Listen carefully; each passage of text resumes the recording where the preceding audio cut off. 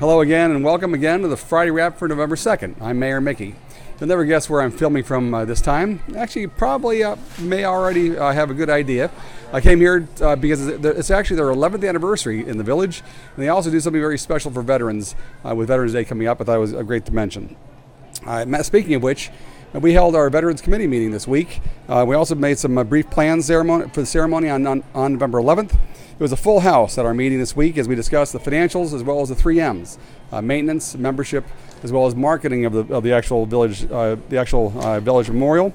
We also talked about the chance of getting a wayward sign off I-55 for the Veterans Memorial. I promise to do whatever I can to make that happen. Clearly, that's a great idea. We don't get enough coverage for it. We also had a chance to meet Nick Just. He's our new village arborist in the village, who will play a key role in keeping it in pristine condition in the future. Congratulations, Nick, for that position. He replaces, of course, Gary Gatlin, the previous village arborist, and we wish him the best for the entire village. Another village news, I met this week with the management team of the Illinois Tollway Authority. Matter of fact, to discuss any type of plans they might have for using the Burbridge property that they purchased back in 2017 for staging for the construction of I-294, as well as any potential future parking for truck parking. So talks continue, but I hope that goes well.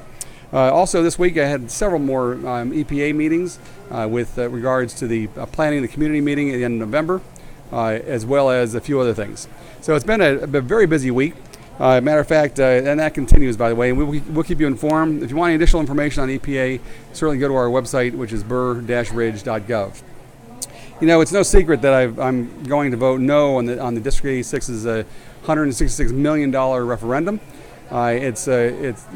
Since I have signs in front of my house, I have signs on my property, as well as the building, but a few of the proponents for it took issue with my making that public.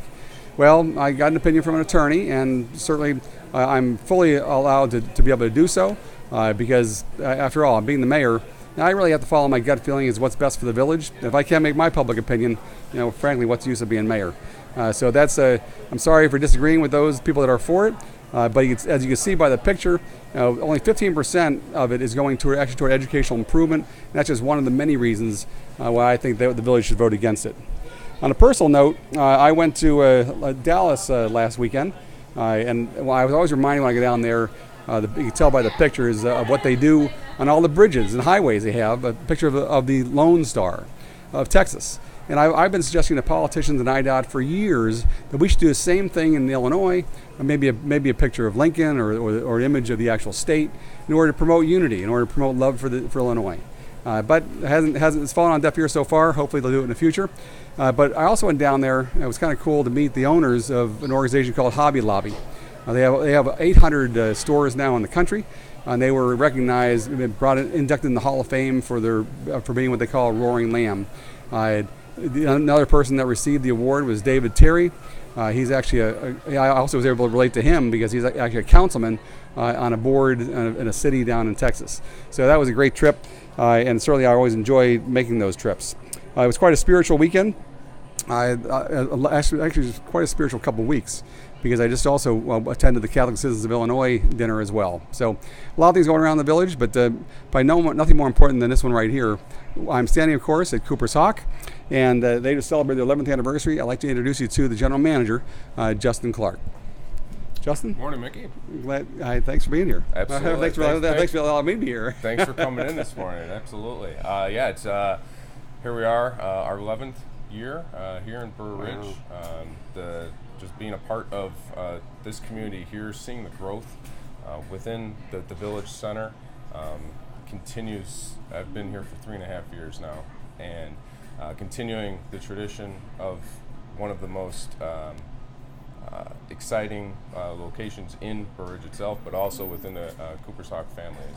It's been tremendous. This is amazing. This is only your second location, wasn't it? This was, yeah, second location. So 11 years for this location, the month of October, and 13 as a company. So. And you just opened up your 33rd? 33rd, a little bit south of here. In New Lenox? In New Lenox, absolutely. And continued growth going on. A couple more actually before the end of the year. So the next one will be outside of Cleveland. Number 34. That's amazing. Absolutely. So, well, thank you very much for being here. We value you guys being here. Burbridge is a very special place, made only even more special by you guys being here. But also, I'd like to also make one mention, since we have Veterans Day coming up. Absolutely. What do you do on Veterans Day?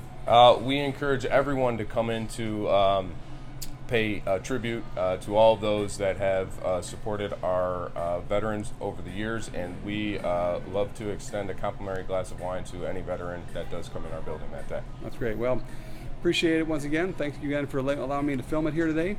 Once again, this is Mayor Miggy, and that's a wrap.